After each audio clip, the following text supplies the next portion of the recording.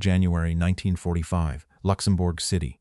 Outside, the winter wind cuts through the stone streets, freezing the slush into jagged gray sheets. Inside the warm, coal-heated offices of the Third Army Personnel Headquarters, typewriter keys click in a steady, monotonous rhythm. Clerks sort paper. Clerks stamp documents. Clerks file the records of the living and the dead. But on one desk, in a quiet corner of the room, a drawer remains closed. Inside that dark drawer, dozens of thin paper folders sit in absolute silence. They are death notifications. They are the official letters meant for families whose sons will never come home. For some of these families, the silence has lasted for weeks. For others, it has lasted for more than 6 months. Patton will ensure this silence ends today with a reckoning none of them will ever forget. What Patton did when 47 black mothers were left waiting months to learn their sons were dead. This is the story of a military clerk who tried to hide the deaths of black soldiers in a desk drawer, and the general who forced him to face the families he broke. Before we continue, make sure you subscribe. We tell the World War II stories that show when one man's prejudice became another man's death sentence. Eddie Patterson was 22 years old. He came from the flat, piney woods of Biloxi, Mississippi. He belonged to the Third Army. Back home, he worked in a sawmill, lifting heavy logs under a burning sun until his hands were thick with calluses. He enlisted because he wanted to see what lay beyond the borders of his home state. But instead, he found a war that did not change who a man was allowed to be. In November, he stood in a frozen field near Metz and watched his best friend take a fragment of shrapnel to the throat, holding him as the snow turned dark. When he discovered that the army had kept that boy's mother in absolute silence for 90 days, something inside him broke. Dale Morrissey was 36 years old. He was a sergeant first class from Boise, Idaho. He ran the personnel section with a ruler and an ink stamp, proud of his neat lines and his clean collar. Back in Idaho, he had been a clerk in a county land office, a man who believed that everything in the world had its proper drawer. His uniform was always pressed, and his boots shone like black glass, untouched by the thick mud of the European winter. To Morrissey, the war was not fought with rifles, but with paper, and some paper simply did not deserve the same urgency as the rest. He kept 47 files tucked away in a dark corner of his desk, believing that those names did not matter to the nation they died for. The winter of 1945 did not care about the color of a man's uniform. Up and down the frozen line of the Ardennes, the German offensive had thrown the American advance into complete chaos. The cold was a physical weight. Frostbite took as many men out of the line as artillery. In the rear areas, administrative units worked under constant pressure. Officers and clerks had to track thousands of casualties, manage shifting supply lines, and process the endless paperwork of a massive army in the middle of a desperate winter battle. Under these conditions, administrative failures were common. Packages went missing. Letters were delayed for weeks. Many commanders looked the other way when paperwork piled up, blaming the snow, the broken communication lines, or the sheer volume of dead and wounded. It was easy for a busy officer to sign off on a late report and move to the next emergency. The chaos of the war zone provided a perfect shield for neglect, and many backlogs were simply accepted as the cost of doing business in a combat zone. But this was Luxembourg City, and the office fell under the direct command of the Third Army. Here, the rules were supposed to be absolute. Yet, behind the neat rows of filing cabinets, a silent, deliberate obstruction had been taking place for months. It was a quiet form of cruelty, hidden in the bottom drawer of a wooden desk. Far from the gunfire, but just as destructive to the families waiting across the Atlantic. That quiet cruelty was about to face a sudden and cold reckoning. Captain Thomas Miller, a 31-year-old officer from Boston, serving in the Inspector General's office, walked into the warm personnel room.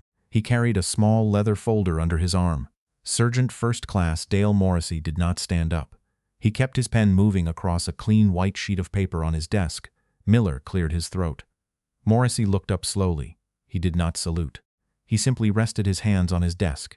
"Sergeant, I need to review your current processing backlog for active casualty notifications," Miller said. Morrissey pointed a polished finger at the wire tray on the left side of his desk. The tray was empty. It was dusted clean. "No backlog here, Captain," Morrissey said. "All cleared out this morning." "We are current." Miller did not look at the empty tray. He walked around the side of the heavy oak desk and pointed at the bottom drawer. The drawer was shut. "Open the lower drawer, Sergeant," Miller said. Morrissey did not move his hand. His face remained calm. "That is just local administrative storage."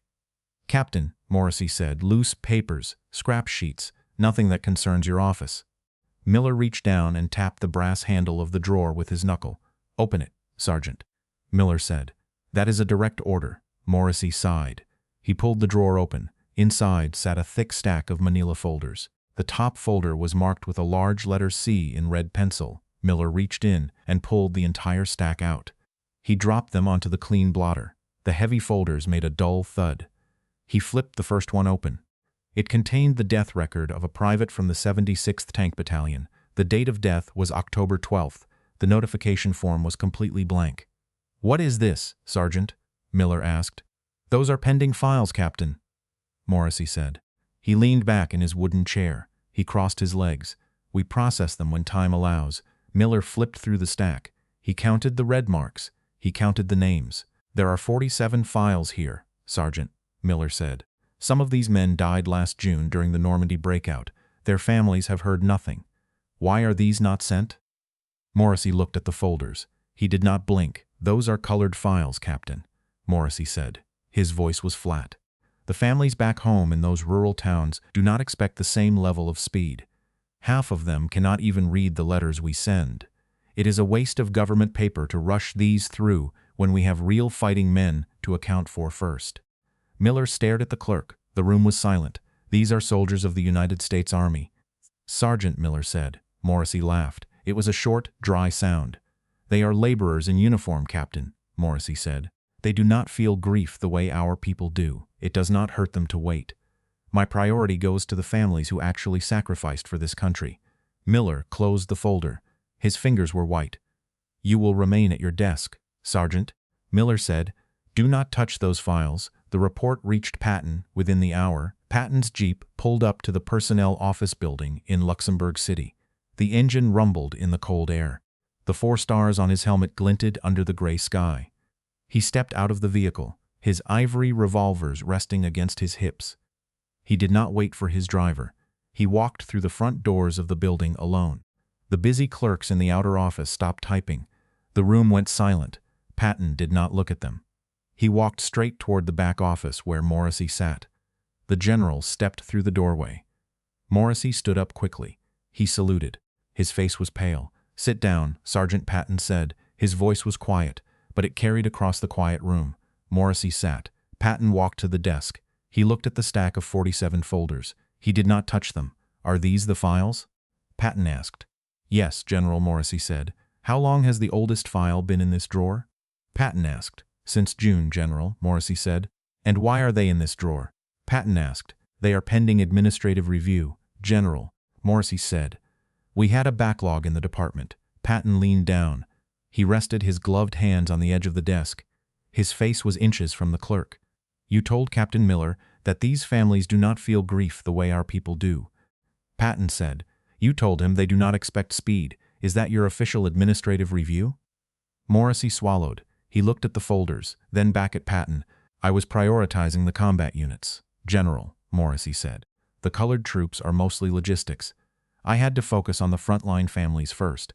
It is standard practice in many departments." Patton stood up straight. "The front line is where a man dies for this country, Sergeant," Patton said.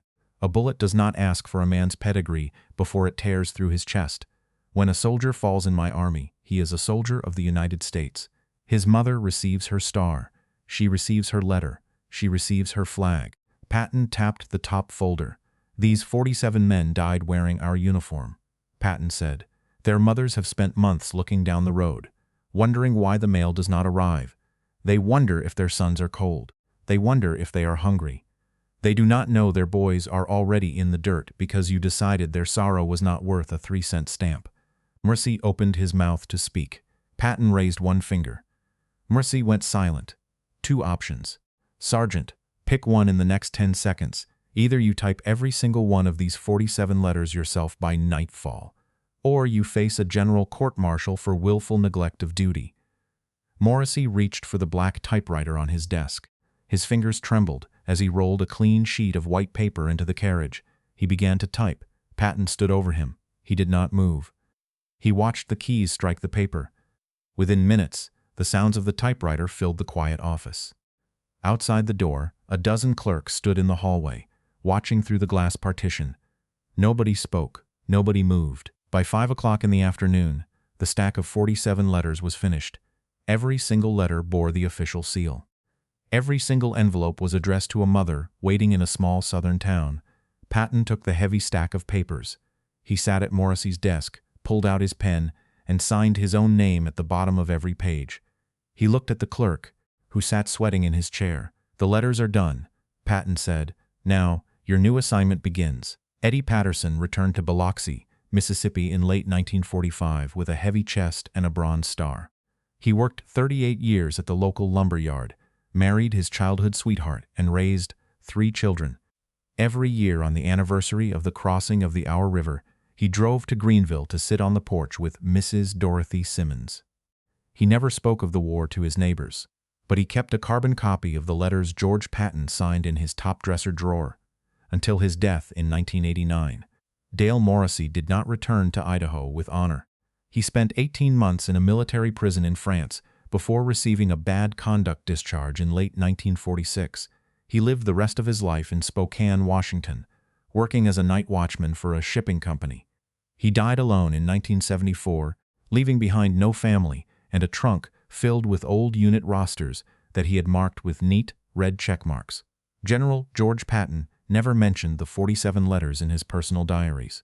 He did not write about the personnel clerk or the desk drawers in his memoirs, but his chief of staff later found a single, handwritten memo in the general's personal papers, dated the night of the confrontation. It contained only 5 words. "A mother is a mother." Some historians have argued that Patton's response was a performative gesture designed to protect the administrative efficiency of his headquarters rather than a genuine stand against systemic military prejudice. They point to his own documented, complicated personal views on race as evidence that his actions were motivated strictly by discipline and the absolute enforcement of Army regulations. Others have argued the opposite, asserting that his immediate, personal intervention proved a deep, intuitive understanding of the human cost of war and a refusal to tolerate cruelty within his own command. They argue that by signing those 47 letters himself, he bypassed the very bureaucracy that had enabled the neglect. What is certain is that after January 1945, the Third Army never again allowed a casualty notification to be delayed by the color of a soldier's skin. If you had been in Patton's position, would you have done the same? Or would you have simply reassigned the clerk and let the administrative machinery handle the apology letters? Let us know in the comments. And if you want more stories about when one man's prejudice became another man's death sentence, make sure to subscribe.